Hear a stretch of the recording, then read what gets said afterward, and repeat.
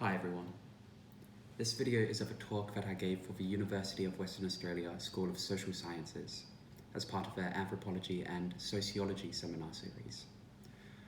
I was originally going to talk about my research area, which is precarity and higher education. I was going to talk about how precarious academic employment relates to career progression.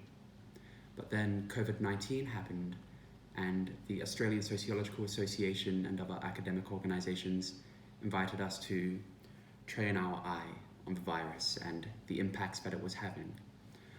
So I decided to take them up on the offer, and the result is this paper. It's called Precarity and the Pandemic, Talking About Trauma.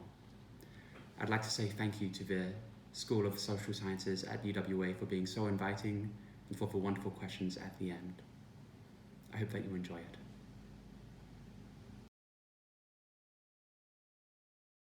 And yes, we are recording it as well, just for your information. So today we do welcome Christian Mauri. He's coming up to us from Murdoch. He has done his doctoral thesis on the Precariat itself. So that's what he's won't be sharing that with us, but I guess it's connected also. He has done some publications which can be found in the Journal of Cultural Economy and Time and Society, and a couple of book chapters in Social Structures of Global Academia and the Postdoc Landscape, Invisible Scholars. He also has public work helping out with the Fremantle Network event called Politics in the Pub, and he works with the International Bateson Institute, which we might hear a bit more about today as well, and also works with Chorus Kitchens that provides introductory IT training to senior citizens. So yes, we'll welcome Christian. He does have some slides to share, so I don't know if you want to pop them up now. See if that sharing option worked. How does that look? Yeah, awesome. Okay, right. Wonderful. Yeah, thank you. Thank you very much, Dorinda, for arranging this and for everybody involved. Thank you also to Sally from TASA for sending out the word to everybody. This is just a wonderful thing to do on a Friday afternoon, so I'm really excited. Okay, so my topic is precarity and the pandemic. Now, some of you will have seen the abstract that I sent out a few weeks ago, and it was on a different topic. So it was on precarity and career development in higher education. This talk is not that talk. That talk might happen in the future, but this one is a little bit more exciting and a little bit more spontaneous. I know that in the social sciences, we're at our best when we're looking at history, and we are loath to comment on what's yet to happen as a matter of rigor. But there has been invitations from the Australian Sociological Association, from Murdoch University, from any number of organizations to focus our efforts on the COVID-19 pandemic. And it's an opportunity that I've decided to take. So with that in mind, today's talk is going to be relating precarity to the pandemic, but I want to point out that this isn't necessarily my area of expertise. This is a response to a historical moment, which I think that we're all digging into. So with that in mind, I hope you enjoy hearing the thoughts that have been going on through my mind. Okay, so the last thing that I want is for you to have death by PowerPoint. So I ask that as I go through these slides, focus on my face. If you have to read this and look at me at the same time, yeah, you'll notice my spelling mistakes, all kinds of horrible things will happen. So it's best to focus on the face. So here's the outline of what we're dealing with. So as was mentioned, I do a number of different things. So I'm associated with the International Bateson Institute. I'm a university teacher, and I work for Meals on Wheels, effectively delivering meals to senior citizens. Each one of these, usually separate domains which don't have very much to do with one another, all of a sudden are being faced by a singular issue. So my interest is, how is this playing out behind closed doors in realms that usually don't touch? So this is what we'll be doing. We'll be doing some background on my PhD, showing how I went from thinking about precarity to the pandemic. I'll then be giving some initial observations on COVID-19. Now, my reasoning for this is there's been great work put forward by Deborah Lupton. The Monash School of Arts faculty have put forward all of these different ideas for potential areas of research during this time. And it's exciting stuff. So if they're doing that to prompt thinking, I figured that I would do the same. So you're more than welcome to help yourself to these ideas and explore them as you will. Once I've done that, I'm going to be digging into the notion of cultural trauma. So not everything that is said in the cultural trauma literature applies to now because this is the present moment. The idea of cultural trauma is trauma takes a long time to be realized and discussed and really embedded in the history of a people. Nonetheless, there's some great ideas there, which if you bring it together with systems thinking, can actually be really insightful. Once I've done that, or rather as I'm doing that, I'm going to be giving examples from higher education, from Meals on Wheels, and from the International Basin Institute. And finally, I'm going to just conclude with some more reflections and invite you to chip in. Okay, so when I finished my honors, I went to work at the University of Hong Kong before I began my PhD. And I came across an article in a Christmas special of The Economist called The Disposable Academic. So in this article, the anonymous author argued that the long-standing tacit contract in higher education had broken, the contract being punishing low-paying work now for a secure and high-status job later. It's a difficult thing to read when you're an aspiring academic. I think that we all know the emotional response when people start talking about higher education in terms of economics and instrumental outcomes. The article concluded with this paragraph. As this year's new crop of graduate students bounce into their research, few will be willing to accept that the system they are entering could be designed for the benefit of others, that even hard work and brilliance may well not be enough to succeed, and that they would be better off doing something else. They might use their research skills to look harder at the lot of a disposable academic. Someone should write a thesis about that. So I ended up being that someone. My PhD was accepted last year, and it's called the Precariat PhD on disposable academics and the university system.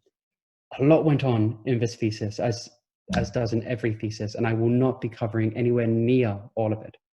But the key ideas that came from it were that widespread casualization, so employers wanting to be flexible, plus proletarianization, whereby wouldn't it be nice if people just did what you told them to and they didn't have a professional autonomy that is usually expected in many different sectors? When you have those two dynamics come together, you have a growing precariat, a group of people who are not only insecure, not only on limited term employment, but suffer a raft of what could be seen as personal troubles, increased sense of not wanting to do anything which could compromise future employment with somebody who could be a proxy employer, a feeling of disposability, the ongoing search for work, even when you have work, all of these things. Okay, I argue that these conditions and consequences can be observed in higher education, and I pointed that out by writing about the academic precariat. So Guy Standing, who was the examiner for my PhD, he made the point that we're living in a time where your level of educational attainment won't necessarily save you. Okay, you have people who have the highest degree in the land and they're scrapping together work in order to effectively make $50,000 a year. So finally, I said that this reflects systemic changes, which I'm sure you're all familiar with. They're not limited to higher education, but they do impact higher education and academics in distinctive ways. It's seen as a bad move to discuss the loathsome market for academic positions to aspiring academics. If a PhD candidate asks you about it, you do need to be quite careful that you don't deter them. But at the same time, there is a well-founded concern for these people. Okay, so there are 4 factors of precarity which are relevant to this current crisis, but there's one in particular, which I will be focusing on and I'll return to in a moment. So the 4 characteristics are, the first one, contingency and dependency. So paid work becomes unreliable and it depends on networks. So your PhD supervisor, somebody who you met who implied they might be able to get you work somewhere down the track if you could only find their email address. And a great deal of unpaid work for labor. It takes a long time to tailor a resume. Okay, it can take a long time to write a cover letter. All of these things can be absolutely exhausting. And the response when you put all this time in could be, we had a great many applicants, you were very talented, but there's a lot of talent out there. We encourage you to apply in the future. Do not respond to this email. Okay, so this influences the relations that people have with one another. You know, all of a sudden your colleague could be a proxy employer, which is, I'm sure a lot of you have experienced that when you don't know if somebody's trying to get something out of you or not. It leads to a precariatized mind. Now, this is the key. This is the key for the virus. So when you're juggling multiple insecure and limited term jobs, it leads to a sense of time and disarray, of having no control over time. You can't commit to attending that wedding in November because you don't know if you're going to be working or not. You can't plan your holiday to Bali or your holiday to Rockingham or wherever it is that you go until you know what you're going to be doing at the time. But it's difficult to plan ahead because the horizon of possibilities narrows as you go from job to job. Some of the aspiring academics that I spoke to were saying things like, I will get offered a job, but it would be one that's outside of my expertise. And I would be waiting to get word for the other job that I've applied for. So I would be putting off saying yes to paid work in order to hold open the opportunity to have a job that I might not even get. So it's just juggling, up in the air, suspended animation. I describe that as the precariatized mind, and so does standing. The third is marginality and occupational identity. So there are a lot of people who are talking about the precariat by saying, we've always been precarious. The global south has always been precarious. These people are already privileged. What are they complaining about? The point here is that your sense of marginality is proportional to the people that you work with often, your sense of value.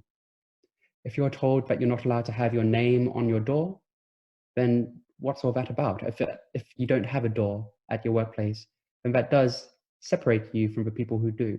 So it's these small little distinctions that get made between the tenured core and the tenuous periphery, which does concern people, and it leads to different attitudes towards what should be the same profession. So we could describe that as a kind of elite disappointment. And finally, Standing talks about this.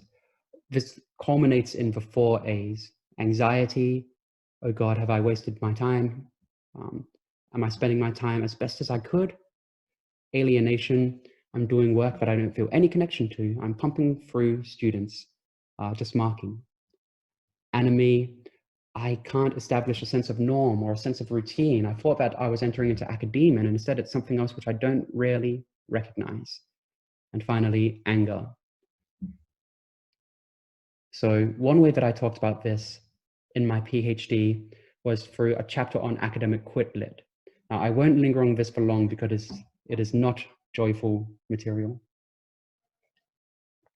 But the point is that these authors, these aspiring academics, they choose to go very public about their decision to quit academe, to go and find work elsewhere. And the way that they describe this is incredible. They were likening it to death. They were likening it to a sense of mourning their previous life. So here are just a few quotes. I can share these slides with people if they would like. My identity was so tied up with being an academic that contemplating not being one was something like contemplating my own death. It was terrifying and paralyzing and profoundly awful. Here's another one. The harder I worked, I thought naively, the more likely I was to get a job. Optimism is a hard habit to kick. I mourn what my career could have been, and I struggle to redefine who I am now. Now, I don't want to overemphasize language that may well be hyperbole, But what I do want to point out is for people who have put a lot of work into not just getting a job, but developing an identity around the culture and the structures associated with that job, leaving it aside can be the equivalent of a midlife crisis. It can be an existential dilemma, which people do see fit as describing in terms of mourning and trauma and death. So this led me to the realization that there was a kind of double trauma happening in the development of higher education as we see it with training PhD candidates. The first kind of trauma is the cultural kind, the usual kind. A PhD is a rite of passage, okay? It's an impressive rite of passage, and it involves suffering and sacrifice, all in the name of self-actualization. So this will be promoted by senior academics and by PhD candidates themselves. If you know any PhD candidates, they'll have gallows humor about how difficult their life is while simultaneously humble bragging. So that's the first kind, the trauma of doing the PhD. The second kind, though, is what the anonymous author in The Economist was talking about, the breaking of the tacit contract. So the PhD has long been associated with a clear reward, a career in higher education. You could argue that's not the case, but the impression of these aspiring academics is that it is the case. Now, for many of them, this reward has been pulled up and away and replaced with precarity. So while they're doing their PhD, they're experiencing the simultaneous trauma of, oh God, have I made a horrible mistake? People are pulling their hair out about it. This is the experience of the value that we attribute to work being reshuffled live. So I want to focus on this for the pandemic. These are the main points. If nothing else, the pandemic has acquainted us all with a precariatized mind, with the narrowing of horizons, so people can't plan what their June is going to be like. You know, don't even get me started on September. Okay. Now, this concern for a narrowed horizon, this concern for, oh God, if 30,000 academics lose their job, then there's going to be more people than ever competing for it, leads to a kind of fascination with the current times. Now, the concern is that this can lead to obsession and myopia, exactly at the time where what we need is a long view and systems thinking. So I'm going to do my best to clarify what I mean with that. Okay, so I'm going to stop sharing this part here, just for a moment, so I can level with you guys.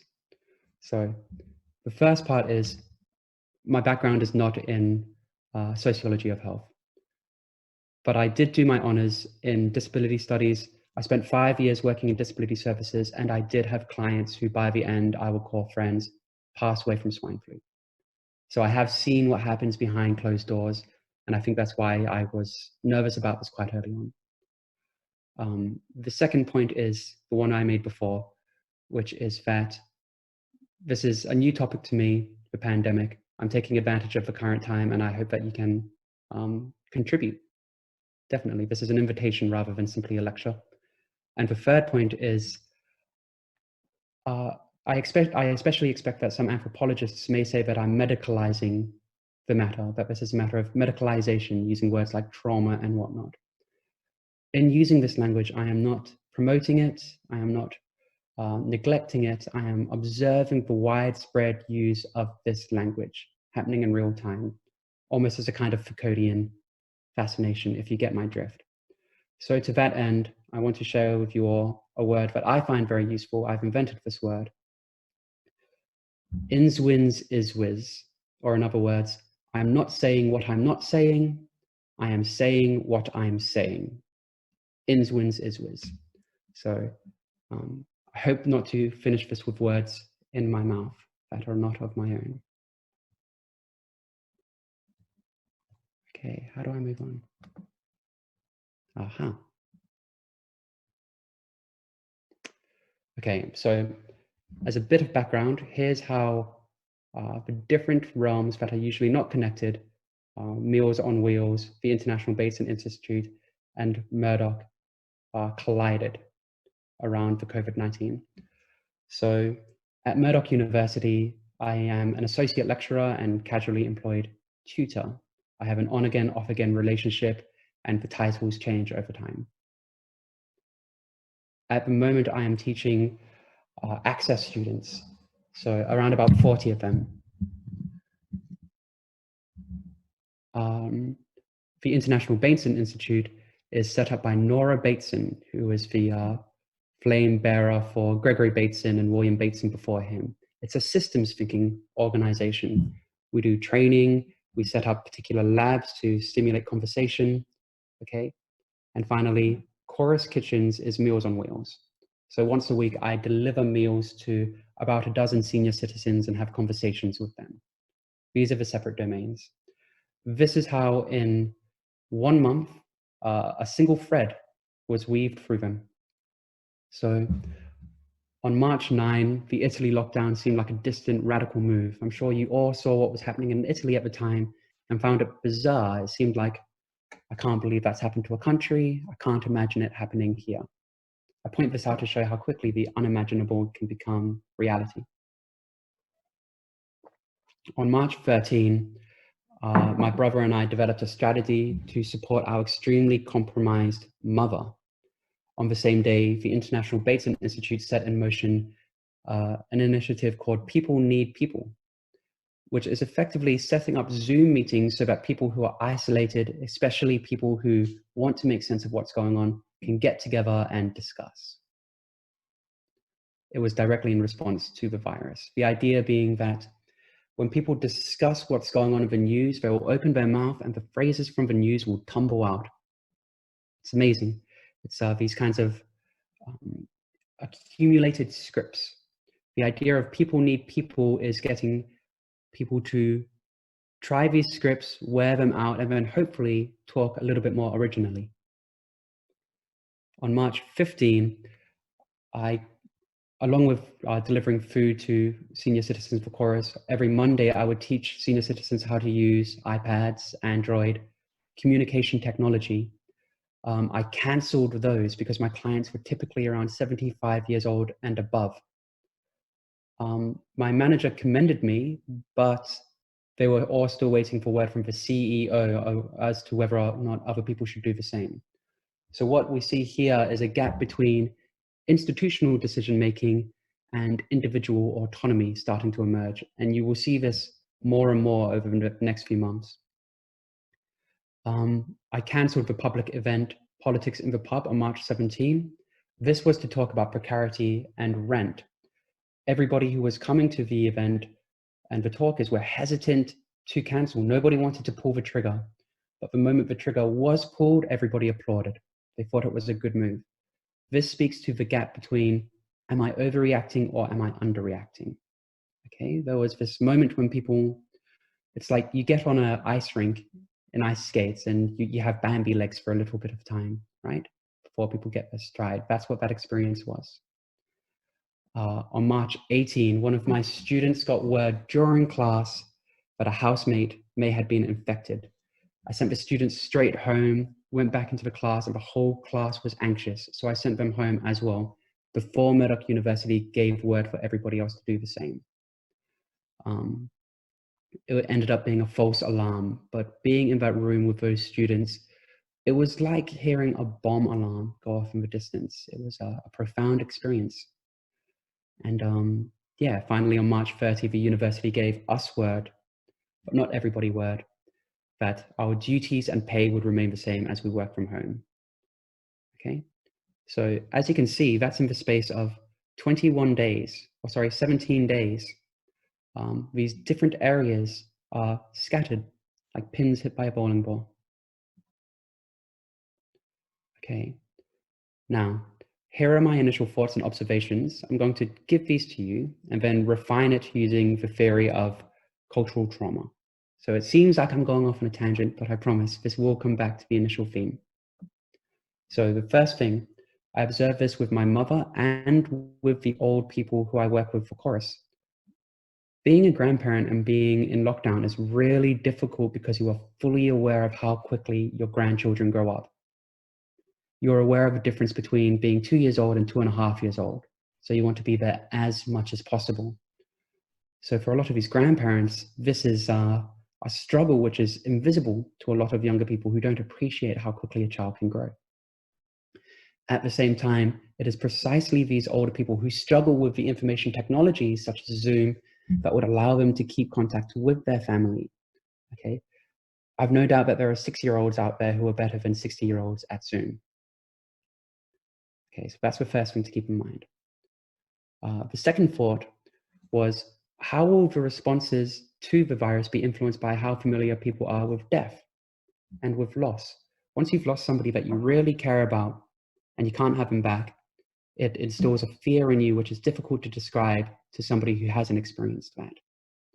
That's an area of research that I think will be quite interesting. Third is, and we're all seeing this now with the reports of domestic abuse and whatnot, as unemployment and being stuck at home can cause addiction to dovetail, what will the consequences of quarantine be in terms of drug abuse, but also video game addiction? For those of you who don't know, there are people who will completely wreck their lives playing a video game, no worries, okay? How will this impact other issues, such as domestic abuse, and cause to end the lockdown? So at the moment, we are saying we must protect people through lockdown. Will there come a time where we say we must protect people by ending lockdown? I certainly know people that suffer from addiction have a propensity to want to be saved from themselves. When you realize you're becoming an alcoholic, you may well be more likely to want to end the lockdown to decrease your steady descent. Number 4, how will people who have not been directly touched by historical events assess the seriousness of the virus? Okay, you're watching 24/7 pathos-oriented media, and you're asking yourself, are they overreacting or am I? I see this in my students. They don't know how to gauge their response. It's like the matchstick effect, right? You get 3 matchsticks, for all of the same length. You tell somebody that one's a different length and they will argue, or they'll take it seriously, okay? So there's a concern here that people's awareness of the gap between their observations of reality and what they're hearing about reality will make them recede, will make them not trust their own judgment, which leads to the next issue, which is, what will this do to people's attitudes towards science and expertise? So some of you will be familiar with the Enlightenment dare articulated by Immanuel Kant, Vashes Aklarang, horrible pronunciation, but dare to think for yourself. Don't let the priest tell you if you're a good person, you figure that out. Don't let the doctor tell you if you're healthy, do you feel healthy? What we're seeing now is a shift toward follow the science, listen to the experts. If you haven't read the experts, you ought not talk. While that comes from the Enlightenment ethos, I hope you can see how it reflects a turning away from that dare, almost a kind of a ironic endarkenment. Okay. Now, these next 2 points are connected. The first one is, a lot of people are saying things like, what kind of society do we want to have when we come out the end of this? As if you can create a society or social structures like you would decorate a pizza. Okay. You'll often hear people who will have gone through really exciting historical moments that fizzled out. And that will be the one that knocked the wind out of their sail. So I'm interested in what this will do, because you have that on the one hand, but on the other hand, you have the rising class consciousness. People are talking more about homeowners, renters, employers, employees than ever. It's usually not until you get burnt that you join a union, unless you're raised by a union family. Now I'm seeing my 19 and 18-year-old students become unionists. You may be seeing the same. So there's the thoughts and observations. They're my contributions to Deborah Lopton and Monach. Our School of Arts works on avenues for research. Now I'm going to refine this. So, cultural trauma. So cultural trauma is effectively the idea that trauma is not a necessary and automatic response to horrible events. It's something that requires a process of realization, of sense-making, of almost consensus, which is why you can have some horrible events, such as the Spanish influenza, which for whatever reason we are only now treating as though it's something that we all have knowledge of. Whereas you could have something which is far less catastrophic, which is seen as the historical moment of becoming for a people. So Stomska, excuse my pronunciation, he uses it as an analogy. So he says, in medical parlance, this term trauma refers precisely to impact of a sudden event, leaving long-term destructive effects on the body.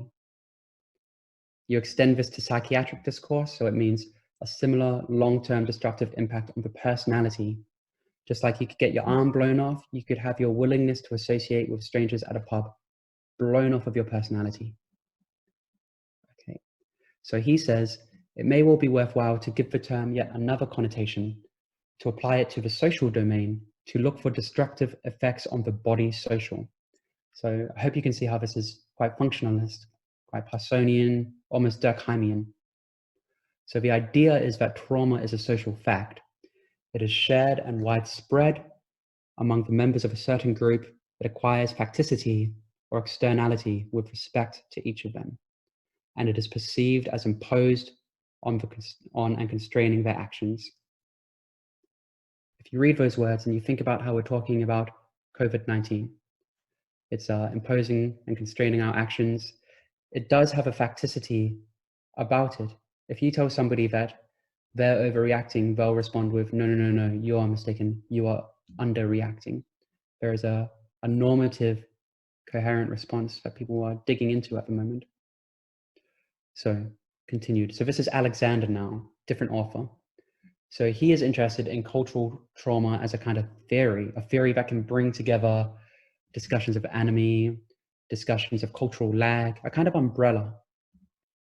So he says, societies can experience massive disruptions that don't become traumatic.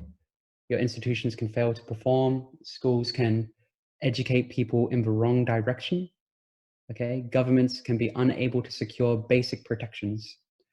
All of these problems can be major, really, really, really detrimental over a long period of time, but they can go without too much notice except for by academics and commentators. It's when the public start to look at it and the experts and commentators start being listened to and speaking to the public that it becomes this public consciousness matter. It emerges at the collectivity as a social crisis. So for him, cultural crisis requires recognition. Now, this is more Weberian, okay? So for claims of trauma to be made by what Weber called carrier groups, so listen to the experts, right? The thought leaders, the authorities, the influencers. There are groups out there, and I'm not saying that they get together and decide what it is that they want to do, but some of them do, such as the medical experts. But we are waiting to hear for word from. They are the ones who are leading the way, right? So they recognize it as crisis. We recognize their authority in saying so. You have yourself a consensus that we are going through crisis, okay? Likewise, if people start to use other words rather than crisis, people have consensus for those other words, okay? One is trauma. So cultural trauma requires the development and circulation of narrative across domains. Here are examples which I've spotted in the wild and snipped and I'm sharing with you. So I know that you can find evidence for what you're arguing on the internet, no matter what it is. But I think you'll find these will be the kinds of things that you are all visiting already anyway. The Harvard Business Review, that discomfort you're feeling is grief. Okay, you're not just out of work, you're grieving the loss of normality. Okay, you will have people saying what the whole population is going through at the moment is an experience of trauma. Now you have to ask yourself, in what other circumstances do we medicalize everybody's experiences? You can have an obesity pandemic, sure. You can have a real pandemic, definitely. Could you have a trauma pandemic? Okay, there's the pandemic, and in response to that, everybody starts saying, okay, I'm now more tired. I am now more prone to nervousness, all of these different things. Certainly, okay, I think it's easy to imagine, but to diagnose a population in a matter of weeks is another matter altogether. It's a matter of the narrative emerging in real time. It's not cultural trauma that emerges after the fact, but rather at the moment that it's taking place. So you can see this with what we can learn from the collective trauma of these uncertain times in Times Higher Education. This is from Murdoch University in the middle here. My students, when they go on that site, the first thing that they're visited by is a depiction of the virus. So if you think about that, there is no reprieve. Okay, now I'm going to start tying this all together with systems theory in a moment. Okay, so this is Alexander again. Societies can experience massive disruptions that, oh, pardon me, that's going in the wrong direction. Here we go. Here's how the system's affected. So this representational process where the leaders, the thought leaders, the carriers start getting listened to, and we all start to say, oh, okay, yep, we all know what's going on. I will listen to you. That is the narrative. Let's dig in. It creates a new master narrative of social suffering, and this can occur differently across institutional arenas. So for my PhD, I used Lumenium social systems theory, which is labyrinthine and difficult. But one idea of it is, well, let's focus on the different social systems and let's see how they interact with one another, okay? If you want to be empirical about it, you could say, well, sure, let's let kids out of high school in year 10. And then you turn around and you look at the medical system and see if that has an effect, yeah? So here are some of the social systems where you can see an effect for the COVID-19 virus. So civil society, there are debates going on between the interests of the individual and the collective internationally, okay? People who usually would never discuss these kinds of things are. For the first time in my lifetime, I had a prime minister appeal to my sense of national duty, okay? I made it a long time without that happening, unfortunately. Politics, parliament suspended, daily conferences, and leaders judged on weekly performance. 1 week, Boris Johnson is the worst. The next week, no, it's somebody else because things are moving so quickly. Again, it's this narrowing of the horizons, this precariatized mind where we are living very much in the present. Media, news, and advertisements are absolutely fascinated. You look at the backdrops of these different things. You look at the use of the virus and quarantine and whatnot by people trying to sell their wares. Okay, the virus has spread, not just through the literal world, but through the media world. Newspapers are closing, social media and communication technologies are booming. I could go on, right? You guys are getting the point. The creative industries are in crisis. Online art is fascinated with the virus. In the sciences, previously ignored experts are now taking center stage. Who knew we had so many epidemiologists and who knew that we admired them so much up until this moment? They're generating models while simultaneously acknowledging that they're insufficiently suited to account for the complexity and the known unknowns. And as we're seeing at the moment, academics are being encouraged to comment on something that they usually don't have expertise in. We're seeing a return of the ecological, I would say, misanthropic nature strikes back argument, which is humans in some manner deserve this if equilibrium is to be reached. And most notably, COVID-19 awaits you on web pages and it lurks beneath every conversation. Whether you're talking to somebody on the bus or a neighbor or it doesn't matter really who, you both know that lurking underneath whatever you're talking about is a shared topic, right? How often do you have a shared topic which lingers beneath everybody's conversational choices? Not very often.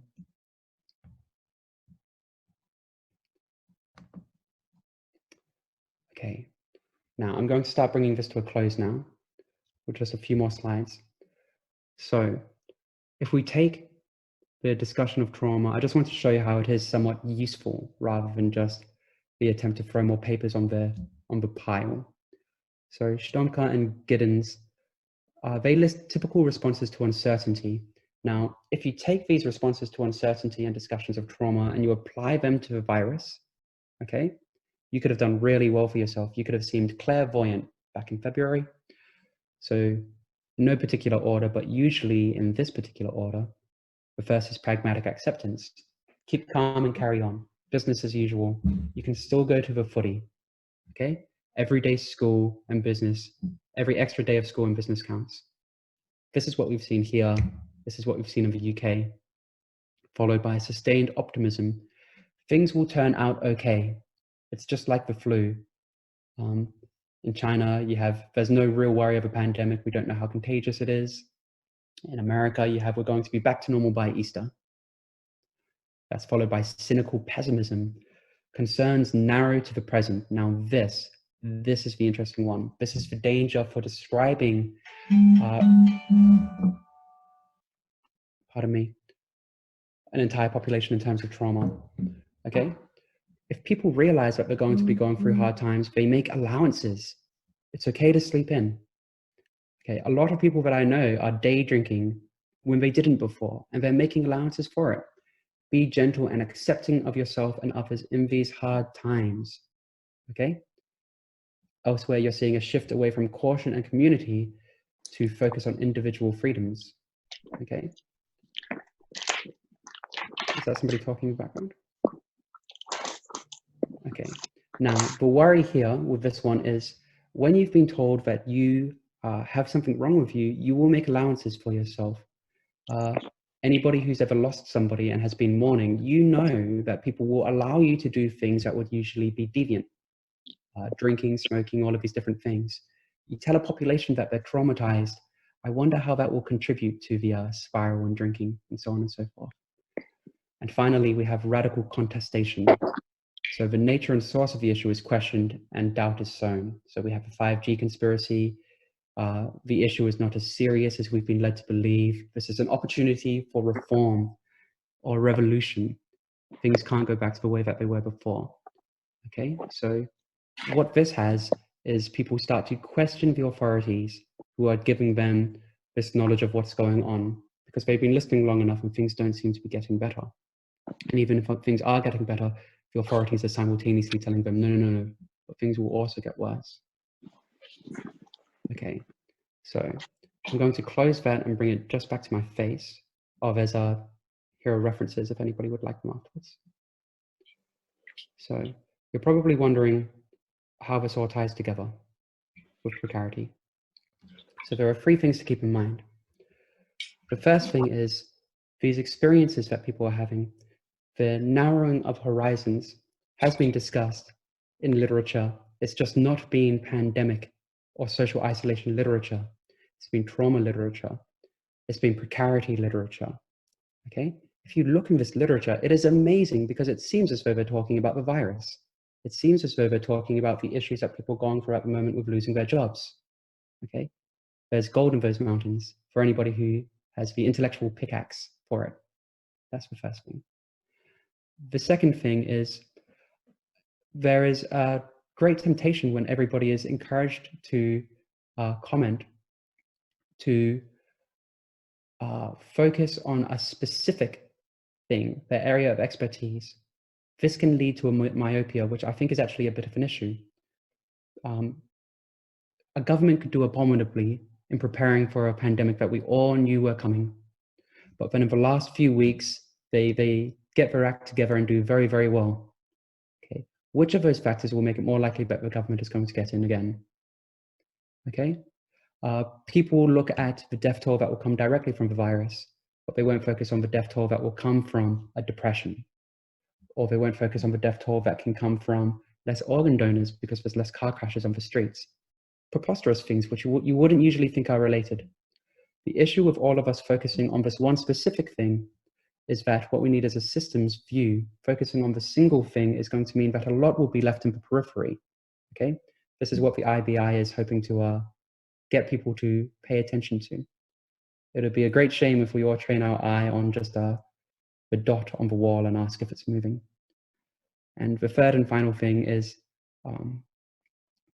when we are discussing this in terms of senior citizens, as with Chorus, or in terms of students, as with my undergraduate students, it's really worth keeping in mind that this underlying narrative, this underlying discussion that we could all have from it, is not just prescient and relevant, but it's a matter of, irrespective of whether or not something is the case, treating it very, very seriously makes it a serious matter, and it will snowball and make people think of it more.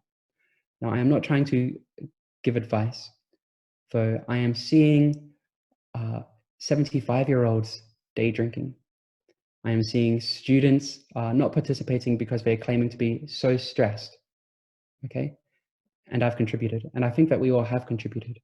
I'm not saying that we should keep calm and carry on, but I do know that cultural trauma is a matter of consensus. It's a matter of narrative weaving. We can be responsible while simultaneously not setting ourselves up in such a way. There will be people who will say, we can respond to this by treating it as seriously as possible. There's a number of different ways to be serious. It can point in different directions, and systems thinking can be a very, very valuable thing to avoid the precariatized mind and monomyopia that will only do us harm. Thank you very much for listening. I hope you found it interesting. Okay. Yes, thank you, Christian. We will open this up for questions now. The way we usually do this is that if you can click on the participants tab at the bottom, and then all the list of names will come up on the right panel on the side. And you should have a button there of raise hand, which will give a little blue hand on your screen. And that way we can get to everybody's questions, because the group's a little bit large to just speak up. All right, we have Anne. Do you want to go first? Just unmute yourself and you can ask your question. Sorry, is it Anne Lawless? Yes, that's correct. Thanks, Dorinda. No, thank you, Christian, for that. I think the brilliance of your scholarship is really showing in your presentation. And I was thrilled by every sentence you uttered. So thank you very much for your presentation. There are probably about 4 or 5 points, if we were able to have coffee and cake together, I would suggest that we chat about. But one of the things I'm working on at the moment is I mentor PhD students. And one of the people I'm mentoring, we've been talking with each other about the significance of being working class academics and the impact of being a working class academic and precarity. That is where, through our conversations, we're trying to conduct a sort of class analysis of the academy. And I was wondering if that's something you would like to converse about at some time. The other thing that, the other major point that really struck me about what you were talking about is the wisdom of our Indigenous communities. They did a very, very rapid response to COVID-19 threats and called elders back to their home communities and to the homelands very quickly. And that has been not acknowledged in mainstream public health, but they are now isolating and isolated. Also having trouble, just as we are, with actual social distancing. But there's been a lot of, I think, reflection and conversation and wisdom coming out through Indigenous health networks about some of the issues that you've raised. So I'll stop there, but again, I just want to thank you. I thought it was a beautiful presentation and I want to thank you for your words. Thank you very much, Anne. I am so relieved you were the first person to speak, because you just put me on a high. Thank you very much. Yeah, I would love to do that. I'm perfectly happy to send you any literature that I found useful while doing my PhD, because I did do a class analysis of the academy, and I would love to sit down and have a social distancing appropriate coffee, most definitely. I look forward to that. Let's do it. On the Indigenous point, you might like this. There's a elder who's affiliated with the IBI, and she said something which I had never considered, which was, she said we've been colonized by the virus, and I thought that was hyperbole, and she was like, no, but when I say colonized, this is what I mean. I mean, you have to change your life. It's come from outside. It doesn't change, you change. And it's an analogy, but she was really serious about it. And the more that I think about it, it's like, yeah, would have never occurred to me, but thank you so much. What a great insight. So I'm hearing what you're saying. Just very quickly, so we can tag off that thread of conversation. I don't want to dominate it because I know we don't have a lot of time, but there's been some lovely conversations going on among Indigenous activists about what's called transgenerational trauma. That is that trauma is acquired and is passed in cultural ways across generations.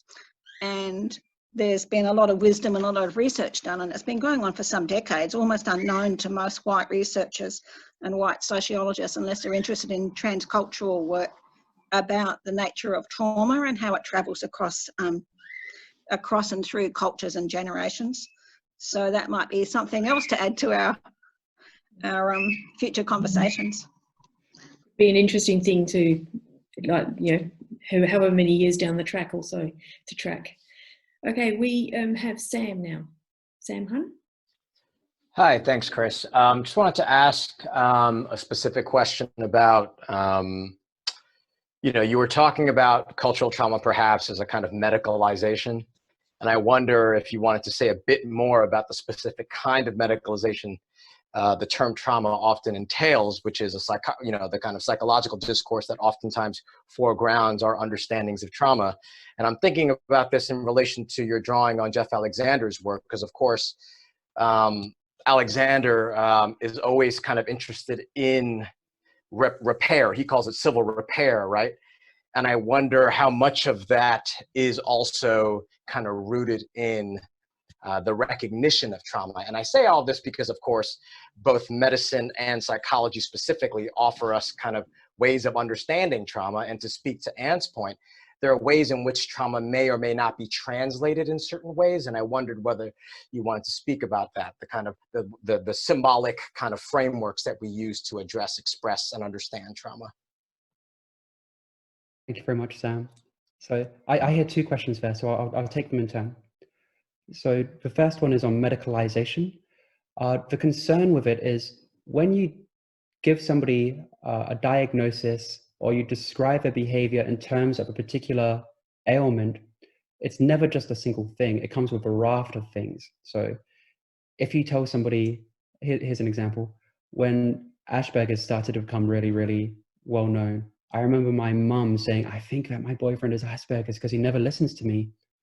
I say that jokingly, but she was serious about it. She was seriously thinking about diagnosing this man because he wouldn't listen to her in conversation. Similar with trauma. If people start taking seriously the idea that they are traumatized, then they will be framing it in terms of, well, I need to be talking about it more, potentially, or no wonder I want to drink, I'm traumatized, right? There are particular moral allowances that come from being seen as, if I'm going to use one word, which I probably shouldn't, as sick or in need of help. So that's the first thing. So when I say medicalization, I mean describing an experience in medical terms can have consequences. That's the first part. The second part is, I think it's actually really useful to talk about it in terms of trauma as it exists in the imagination of the everyday person, because it seems to me that this concept creep has been happening. Like with the International Basin Institute, we're saying, oh God, what if we talk about somebody and they're dealing with trauma? It used to be an arm gets blown off and you've got physical trauma. And then Freud, and slightly before him, it's like, okay, well, something happened to you in your youth, and now you're dealing with trauma. Whereas now it's everybody is just walking repositories of trauma. It's like whether you know it or not. So I think if you embrace that concept creep, what you actually get is a more communicative population. Because how do you deal with trauma if not through nodding it out, communicating about it, right? So whether or not people actually are traumatized in a way which could be seen as clinical, the desire to talk about the things that they think have impaired them and upset them, I think can be actually quite constructive, especially because as people do go through the pandemic, they do want to talk about it. And it's the issue that they'll think that they're complaining, and so they won't talk about it. And then maybe from that, you'll actually get real trauma. Does that help with your question, Sam? Okay, thank you. Yep. Greg, did you want to speak now? Hi. Thanks for that, Christiane. That was not just interesting, but quite moving. I'd like you to address the issue of scale. The term cultural trauma, and quotes like, for traumas at the level of collectivity, social crises must become cultural crises. How wide can a trauma extend? You can talk about notions of global culture, but the sharing of it is not as deep, as more delimited. units, national down to community and such. So how do you theorize the way that cultural trauma interacts with the scale of a collectivity when there's not always a notion of a shared culture? Thanks. That's such a good question. I'm working on an answer to that. I was working on an answer to that all the way through dealing with systems theory. I mean, on the one hand, Murdoch University is full of phenomenologists who would be quite upset to hear me saying these kinds of things. I mean it almost heuristically. I mean it as in to say, a collective culture is not necessarily one comprised of individual units. So the collectivity is comprised of every single person on my street. Rather, it is something which we engage with when we engage with other people. You might not necessarily be thinking about the pandemic, but then when you speak to somebody and it's the first thing that you're confronted with, and you turn on the telly and it's the first thing that you see, it's a matter of exposure. So I see it almost as a matter not of scale in terms of is it 1,000 people or 10,000 people, but more a matter of ubiquity.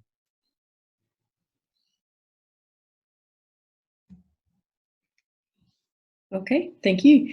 Guy, would you like to ask your question? Hi, Chris. Thanks for the talk. Thanks for the hosting of the talk too, to Dorinda.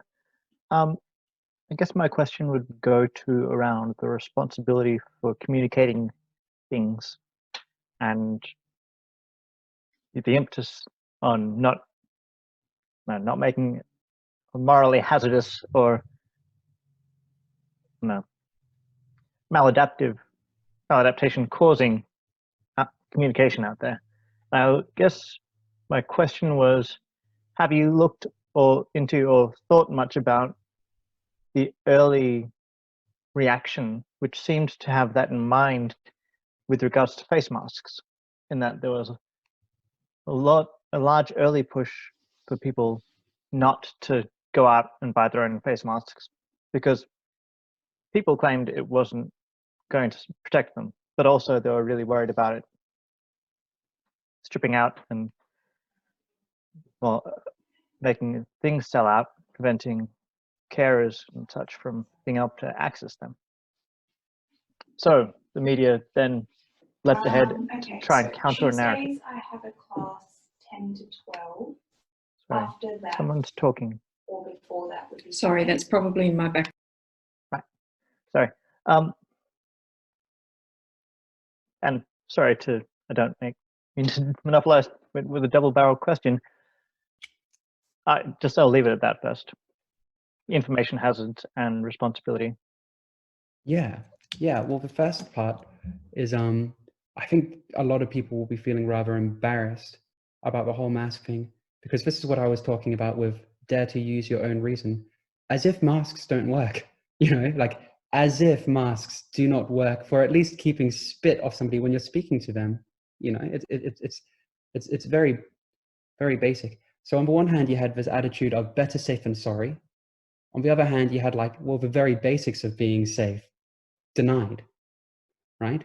So I think when people realized that what was going on and they shifted from obviously masks don't work to, oh no, obviously the government lied to us, there's an embarrassment that happens, which makes people less likely to comment. Because, it's like, fool me once, shame on you, fool me twice, shame on me. People don't want to be coming across as a person who's repeatedly getting it wrong.